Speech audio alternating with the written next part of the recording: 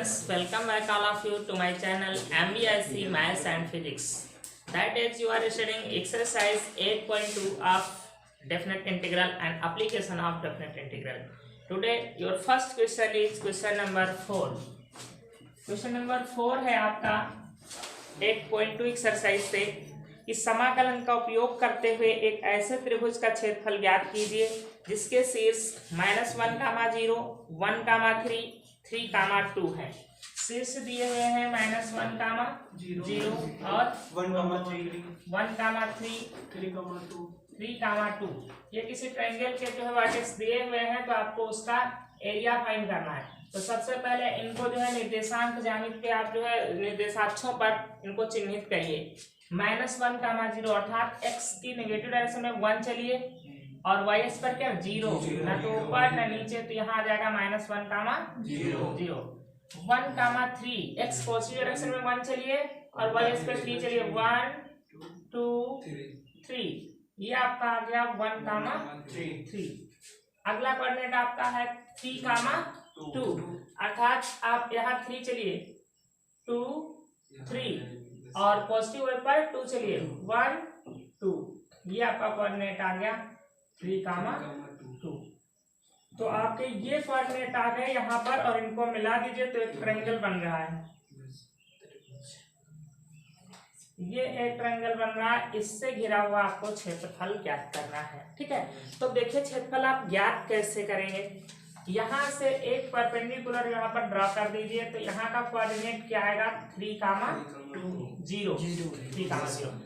यहाँ से अगर हम एक परपेंडिकुलर ऐसे डॉट डॉट ड्रॉ कर दें यहाँ पर, यहाँ कोऑर्डिनेट क्या होगा 1,0। तो हमको अगर ये एरिया निकालना है, टोटल ये एरिया पूरा निकालना है, तो हम क्या करेंगे, पहले इस लाइन AB को हम इंटीग्रेट करेंगे। लाइन AB को इंटीग्रेट कर लेंगे, लिमिट लेंगे -1 से 1। ठीक है, तो आपका एरिया जो निकलेगा वो पूरा यहाँ तक का एरिया ये सब निकल आएगा। ठीक है, फिर उसके बाद जब हम इस लाइन को BC को इंटीग्रेट करेंगे और लिमिट लेंगे 1 से 3, तब ये टोटल एरिया निकल आएगा इसके नीचे का, यहाँ से लेकर के यहाँ तक। उसके बाद तीसरी लाइन को हम इंटीग्रेट करेंगे, लिमिट लेंगे -1 से 3 और ये उसमें से सब्ट्रैक्ट कर देंगे। ठीक है, तो हमारा पूरा एरिया ऊपर वाला निकल आएगा। समझ रहे हो, हम जिस लाइन को इंटीग्रेट करते हैं उसके नीचे का पूरा एरिया निकल आता है x अक्ष तक का, ये सबको पता है। तो लाइन, अब इस लाइन को इंटीग्रेट करने के लिए हमको इसकी इक्वेशन चाहिए ना। ऐसे लाइन BC की इक्वेशन चाहिए, लाइन AC की इक्वेशन चाहिए। तो पहले तो हम तीनों समीकरण फाइंड करेंगे। AC का समीकरण, रेखा AC का समीकरण, दो बिंदुओं से जाने वाली रेखा का समीकरण फार्मूला लगाओगे। ये फार्मूला आपका होता है y - y1 = y2 - y1 x2 - x1 and x - x1। पढ़ा फर्स्ट ईयर में ना। ये दो बिंदुओं से जाने वाली रेखा का फार्मूला होता है। तो आप इन दो बिंदुओं से जाने वाली रेखा का फार्मूला निकाल रहे हैं, तो सबसे पहले करेंगे y - y1। चलिए, ये हो गए 1 वाले, ये हो गए 2 वाले। तो 1 में क्या है, y1 की जगह क्या है 0। फिर है y2 - y1 x2 - x1 x - x1। देखिए यहाँ पर y2 - y1 करेंगे तो इसमें से इसको माइनस करेंगे, क्या है प्लस हो जाएगा, और x - x1 करेंगे यहाँ पर 2 हुआ ना। 2 से हम मल्टीप्लाई कर दीजिए, 2y = या डायरेक्ट y बराबर निकाल लीजिए, यही हमको जरूरत ही है। तो y बराबर क्या आ रहा है 3/2 x + 1। It is equation number 1। And BC, सभी रेखाएं निकालनी पड़ेंगी। रेखा BC का समीकरण, BC का समीकरण देखिए क्या होगा। यहाँ पर भी फार्मूला लगा दीजिए, 1 वाले हो गए, ये 2 वाले हो गए। y - y1, y1 is 3, y2 - y1 x2 - x1 and x - x1। हमने इनको मान लिया है 1 वाले कोऑर्डिनेट है, ये 2 वाले हैं, ये हो गया x1 y1, ये हो गया x2 y2। तो y - y1 कितना है 3, फिर y2 - y1 2 - 3, x2 - x1 ये हो गया और x - x1 ये हो गया। यहाँ से ये कितना बच रहा है y - 3 = -1/2 x - 1 आप इसको इंटीग्रेट करने के लिए करना वही पड़ेगा, तो y को उधर ही ले जाइए, कितना हो जाएगा, ये 3 उधर जाएगा, -1/2 x -1 और प्लस का 3, इक्वेशन नंबर हो गया 2। अब आप AC का भी समीकरण फाइंड कर लें, रेखा AC का समीकरण, इनको 1 वाला मान लीजिए और ये 2 वाले हो जाएंगे, तो y minus y1, y2 minus y1, x2 minus x1 and x minus x1। कितने लोग देख रहे हो, इसमें मिस्टेक नहीं होनी चाहिए कहीं भी। देखो ये 1 वाले हो गए, ये 2 वाले हो गए, y2 माइनस y1, y1 0 है, x2 minus y2 minus y1 ये हो गया, और x2 माइनस x1 ये हो गया, प्लस हो जाएगा तो x माइनस x1 हो गया, तो y इक्वल टू आ गया 2/4 x प्लस 1, या y equal to 1/2 x plus 1, equation number 3। ठीक है, अब हमको निकालना है छायांकित भाग का क्षेत्रफल। तो आप समझ लीजिए पहले कि अगर हम इस लाइन को इंटीग्रेट करते हैं, AB को इंटीग्रेट करते हैं, लिमिट -1 से ले लेते हैं 1 तक, ABC इसको D मान लीजिए, इसको E मान लीजिए, तो आपका एरिया जानते हो कौन सा निकल के आएगा, ABDA, पूरा एरिया निकल आएगा। ठीक, और जब BC को इंटीग्रेट करोगे लिमिट लेकर के 1 से 3, तो BCEDB ये पूरा एरिया निकल आएगा। आपको निकाला था केवल ट्रायंगल का एरिया, तो ये नीचे वाला माइनस कर रहा है ना, तो अब AC को इंटीग्रेट करके -1 से 3 लेकर उसको सब्ट्रैक्ट कर दीजिए, बस आंसर आ जाएगा। समझ पा रहे? तो अब आपको केवल फार्मूला लगाना रह गया छायांकित भाग का क्षेत्रफल। इसको आप मिटा दीजिए, यहाँ पर लिखेंगे छायांकित भाग का क्षेत्रफल, जैसे सर लेके लिखे छायांकित भाग का क्षेत्रफल बराबर, देखिए हम यहाँ पर लगा रहे छायांकित भाग का क्षेत्रफल। सबसे पहले हम लिमिट क्या लें, -1 से 1, -1 से 1, और लाइन AB को इंटीग्रेट करें, लाइन AB, सबसे पहले मैंने AB निकाला था, ये AB है, AB का क्वेश्चन आया था y इक्वल टू, देखो आया है 3/2 and x plus 1 dx, plus इसके बाद हम इंटीग्रेट करेंगे BC को, और लिमिट कहाँ से कहाँ लेंगे, 1 से 3। BC का इक्वेशन ये आया है, -1/2 x माइनस 1 प्लस 3 dx। समझ पा रहे हैं, ये आया है आपका। उसके बाद हमको माइनस इसमें से किसको कर देना है, माइनस कर देना है AC इक्वेशन को, -1 से 3 लिमिट लीजिए, और AC का मान जो आया है 1/2 x प्लस 1 dx। ये जो हम कैलकुलेट करके लाएंगे यही हमारा यहाँ से आंसर हो जाएगा। मेथड समझ पाए आप सभी? मेथड समझ पाए हैं तो आप इसको नोट करके सॉल्व कर सकते हैं।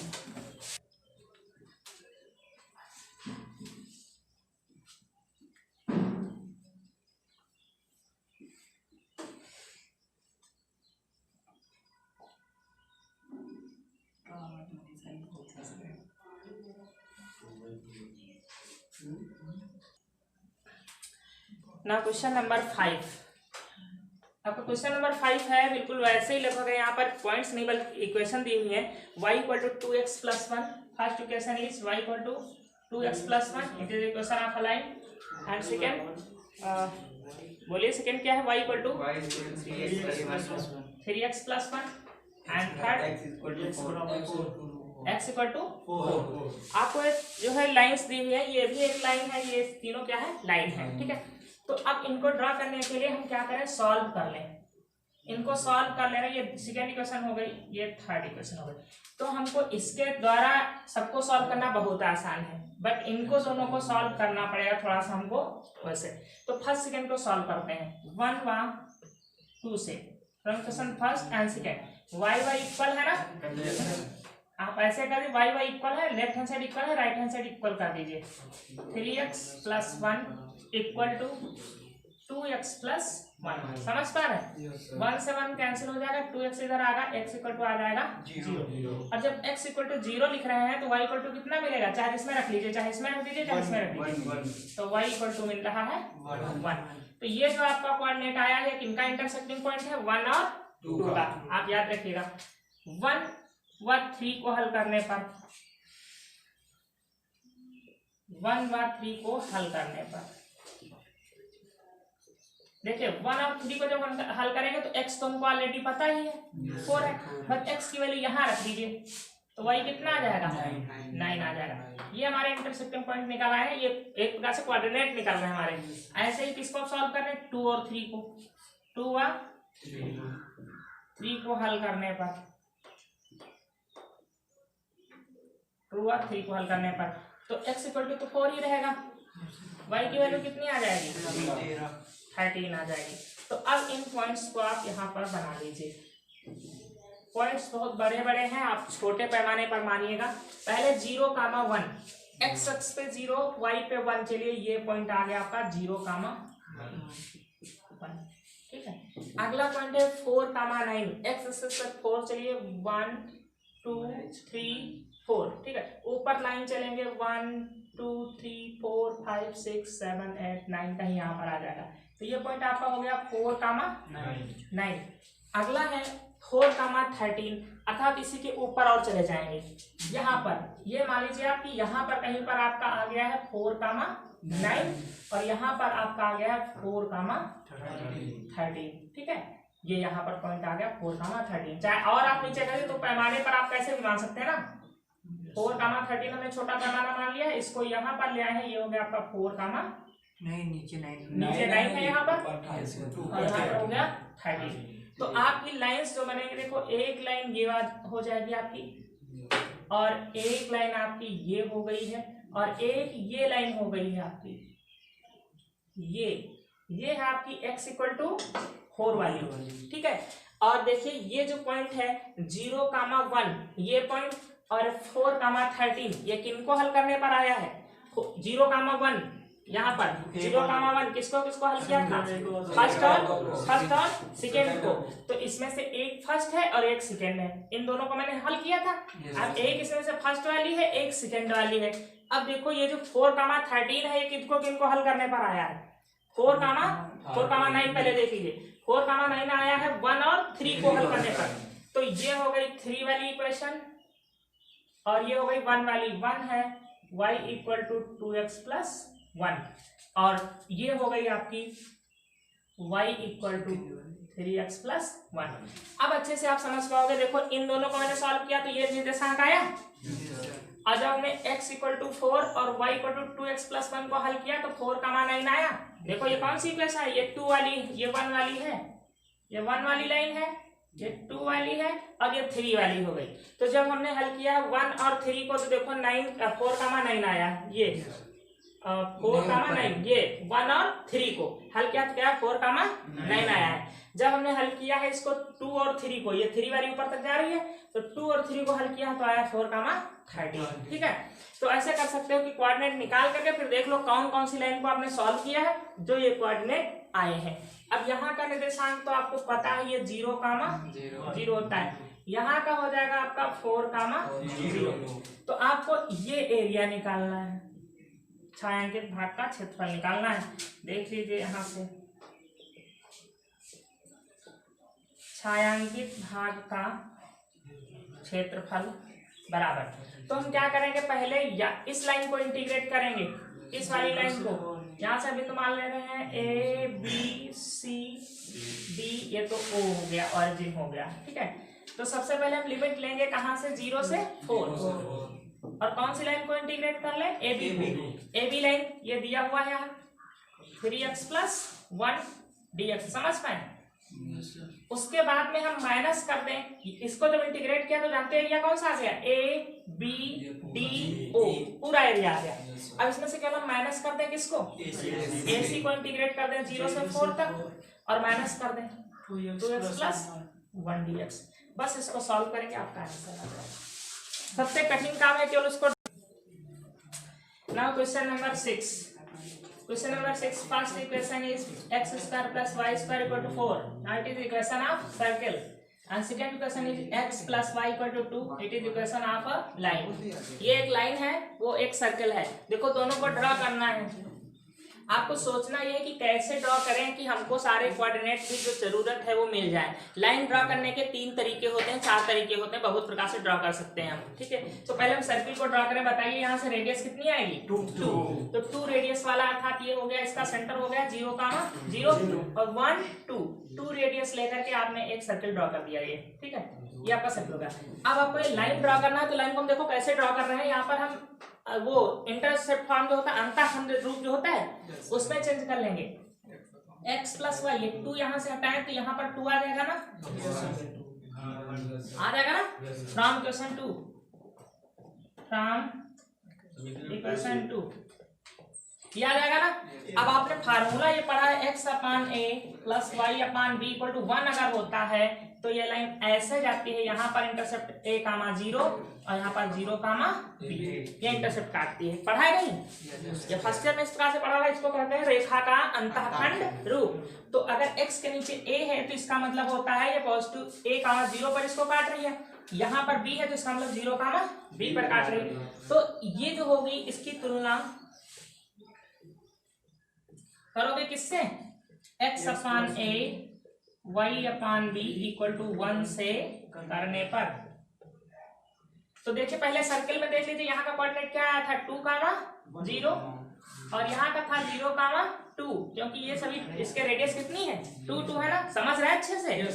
अगर समझ में आ गया वेरी इजी है, अदरवाइज डिफिकल्ट भी है। अब बताइए यहाँ से बताइए जरा, इसमें इंटरसेप्ट फॉर्म में क्या आएगा, 2 कामा 0 यहाँ आएगा नहीं आएगा, आएगा ना। ये 2 है तो यहाँ का 0 कामा 2 आएगा कि नहीं आएगा। तो ये आपकी ये लाइन जा रही है, ये लाइन जा रही है, ये लाइन आपकी जा रही है लाइन नंबर 2।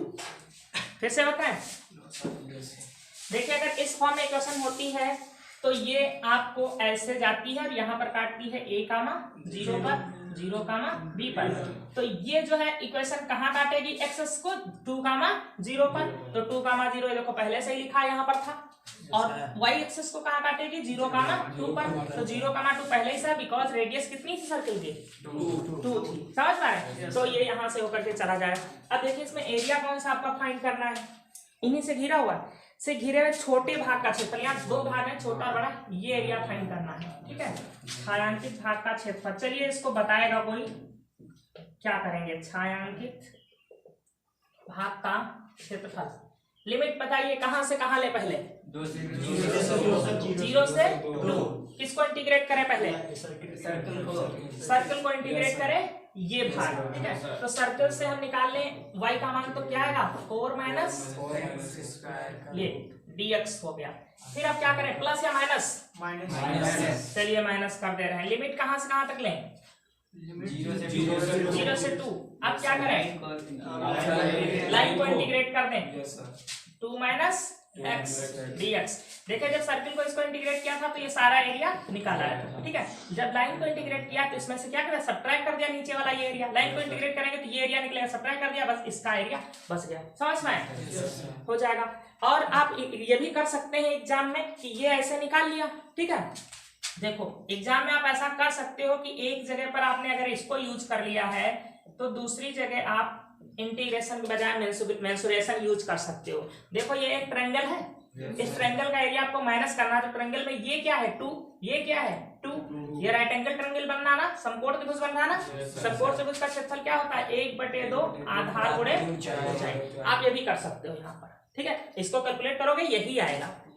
आप इस त्रिभुज का क्षेत्रफल निकालने के लिए चाहो तो मेंसुरेशन मेथड, चाहे ये इंटीग्रेशन मेथड यूज कर लो, और चाहो तो आप यहाँ पर इंटीग्रेशन यूज ही कर रहे हो, यहाँ मेंसुरेशन मेथड यूज कर लो। देखिए ये आधार हो गया 2, ये ऊंचाई 2 हो गई, यहाँ पर तो 90 डिग्री होगा ही, तो समकोण त्रिभुज का क्षेत्रफल होता है 1/2 आधार गुणे ऊंचाई।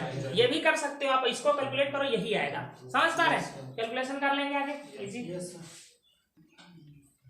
क्वेश्चन नंबर 7 नंबर में एक आपको क्वेश्चन दिया है, question of parabola y = 4x। ये तो अपने स्टैंडर्ड फॉर्म में दिया है, y = 4ax होता है, a की वैल्यू यहाँ पर क्या है 1 है, एंड एक लाइन का इक्वेशन है y = 2x। Equation number 1 and 2। तो देखिए मैंने पैराबोला तो पहले ड्रॉ कर दिया, ये x एक्सिस पे हो गया। अब हम ये देखेंगे कि ये लाइन y = 2x है, तो हमको पता है कि जाएगी फर्स्ट क्वाड्रेंट से और थर्ड क्वाड्रेंट से होकर के जाएगी, तो इन्हीं से, क्योंकि दोनों तरफ पहुंचे। लेकिन अब ये इसको इंटरसेक्ट करेगी या नहीं करेगी, हो सकता है कहीं ये ऐसे तो नहीं जा रही है, बिना इंटरसेप्ट किए हुए। ये भी तो संभव हो सकता है कि हो सकता है ये ऐसे बिना इंटरसेप्ट, देखो ये देखो जा रही ना, तो कहीं ऐसे तो नहीं जा रही है। तो इसके लिए आपको क्या करना है, यहाँ पर थोड़ा सा मौखिक कैलकुलेशन करके आप देख सकते हैं कि क्या एक दूसरे को ये काट रहे हैं, क्या एक्स वाई के मान निकल रहे हैं। देखिए आप यहाँ से अगर आप x की वैल्यू यहाँ पर निकाल करके रख रहे हो, y का मान निकल रहा है, निकल रहा है ना, जीरो नहीं होगा। ये यहाँ पर आप रख रहे हो x की वैल्यू क्या रहा, 4x², 4x², ये हो रहा 4x, तो x इक्वल टू 0 निकल रहा है, x इक्वल टू कुछ और निकल रहा है ना। तो इसका मतलब है ये लाइन इंटरसेक्ट करेगी। या पहले आप इंटरसेक्ट करके ही देख ले तब ड्रॉ करें। तुमने इसको ड्रॉ कर दिया, ये लाइन कौन सी है, y इक्वल टू 2x। दोनों को हल करेंगे तो हम y का मान यहाँ पर रखने जा रहे हैं 1 व 2 से, तो हो जाएगा 4x² इक्वल टू 4x। 4 से 4 कैंसिल हो जाएगा, x² minus x equal to 0। अब देखिए यहाँ पर अगर एक भी रूट आप कैंसिल कर दोगे, आप सोचोगे x से x भी कैंसिल कर दे, x इक्वल टू 1 निकाल ले, तो x इक्वल टू 1 तो निकाल लोगे, लेकिन आपने एक रूट कैंसिल कर दिया तो आपको ये नहीं पता चलेगा ये लाइन कितनी जगह पर इसको इंटरसेक्ट करेगी। तो इसमें कैंसिल कुछ भी नहीं करना है, सारे फैक्टर्स निकालने हैं।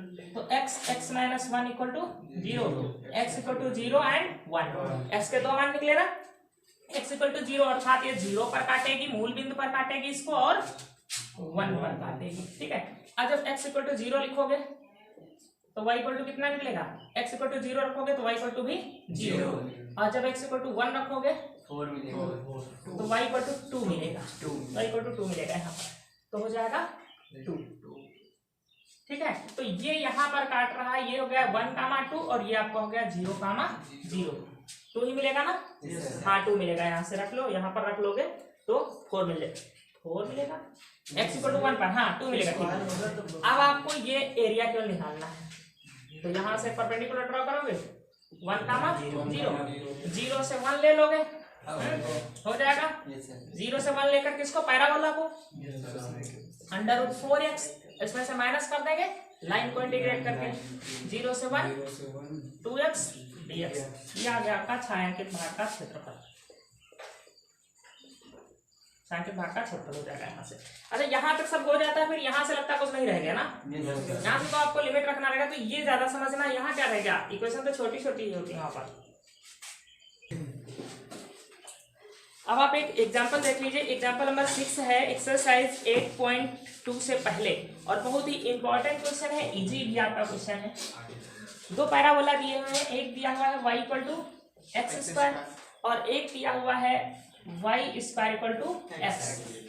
देखिए दो पैराबोला है, पहला वाला पैराबोला किस एक्सिस पे बना है, y एक्सिस पे बना है। ठीक है, ये पैराबोला हो गया आपका। ये जब हमको देखो पैराबोला स्टैंडर्ड फॉर्म में मिलता है x² इक्वल टू 4ay होता है ना, तो 4a की जगह कुछ भी वैल्यू हो, लेकिन x² इक्वल टू y है, तो इसका जो ये वर्टेक्स होगा वो 0, 0 पर ही होगा, हमको कुछ नहीं करना है। ठीक है, अगर अभी इसमें कुछ जोड़ दे 1 और 2 कुछ भी ऐसे कर दे, तो ये अपने स्टैंडर्ड फॉर्म में नहीं है, अपने जनरल रूप में नहीं है, तो फिर क्या करना होगा, फिर इसका ये वर्टेक्स यहाँ नहीं होगा, कहीं और होगा, तब दिक्कत की बात होती है। तो यहाँ पर तो इसी फॉर्म में दिया था, जी किस पर बनेगा, पॉजिटिव एक्स एक्सिस पर बनेगा। अब हमको इसका मान निकालना है, कोई कैंसुलेशन में फार्मूला नहीं, तो दोनों का इंटरसेक्टिंग पॉइंट निकालना पड़ेगा 1 एंड 2। हम क्या करें, यहाँ से y की वैल्यू यहाँ पर रख दें, तो क्या हो जाएगा x⁴ इक्वल टू x। यहाँ पर हमने रखा x⁴ इक्वल टू x हो गया, सही है ना, y इक्वल टू x⁴। हाँ 1 और 2 से, 1 व 2 से, यहाँ से x कॉमन ले लोगे तो क्या बचेगा, इक्वल टू, तो x इक्वल टू आ जाएगा 0 एंड x इक्वल टू आ जाएगा 1। तो 0 वाला यहाँ का हो गया कि दोनों दो जगह काट रहे हैं, एक 0 पर और एक यहाँ 1 पर। जब x इक्वल टू 1 रखोगे तो y इक्वल टू भी 1 आ जाएगा। देखो इस पर तो y इक्वल टू क्या आएगा 0, और जब 1 रखोगे तो y इक्वल टू भी 1 आ जाएगा। तो आपको ये 1 जो मिला है, ये 1 क्या बता रहा है कि यहाँ पर जो भुज है वो क्या है 1 है, अर्थात यहाँ से आप ये परपेंडिकुलर ड्रॉ कर दो, यहाँ का कोऑर्डिनेट क्या हो जाएगा, तो पहले 0 से 1 ले लेंगे आप, 0 से 1 और इसको इंटीग्रेट करेंगे। ये कौन है, x एक्सिस वाला, ये है √x dx। तो आपने जब इसको इंटीग्रेट किया तो इसके नीचे का पूरा एरिया यहाँ तक का निकल आया, और इसमें से इसको इंटीग्रेट करके माइनस कर देंगे 0 से 1। ये वाला y एक्सिस वाला है, ये वाला x²। बस कुछ नहीं यहाँ पर बचता, कैलकुलेशन कर लेंगे। छायांकित भाग का क्षेत्रफल।